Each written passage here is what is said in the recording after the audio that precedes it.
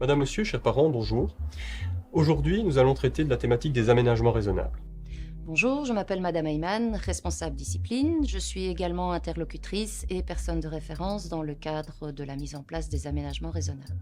Alors moi c'est Monsieur Catherine, je suis secrétaire élève ici à l'école du futur de Mons. Ces aménagements raisonnables sont mis en place uniquement sur base d'un rapport d'un spécialiste.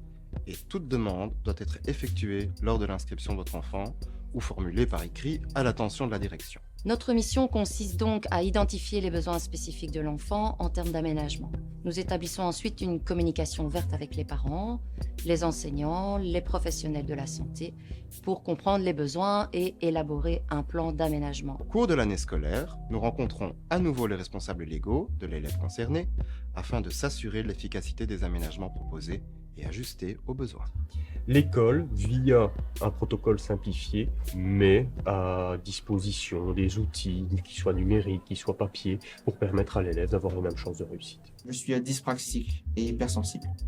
Une dyspraxie, donc, c'est un trouble que, par exemple, moi, je n'arrive pas très bien à lire quand c'est trop petit. Ou même les feuilles recto-verso, j'ai du mal.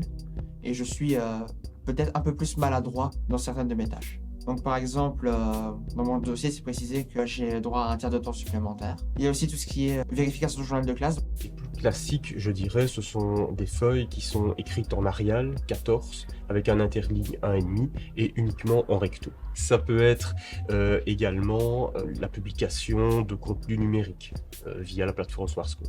Je souffre de problèmes moteurs qui sont dus à une maladie qui m'est arrivée en étant petit. Cela m'empêche par exemple de tenir correctement une latte.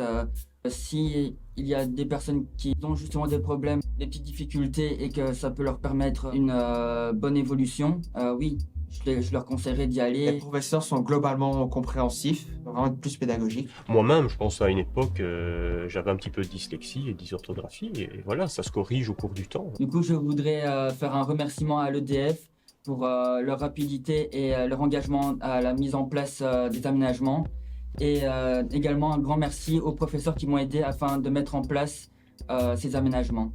Pour toute question relative aux aménagements raisonnables, vous pouvez contacter l'établissement via nos divers canaux de communication. Vous pouvez également contacter notre cellule aménagement raisonnable via Madame Moitié ou la cellule provinciale CAREB spécialisée dans les aménagements raisonnables. Je vous remercie.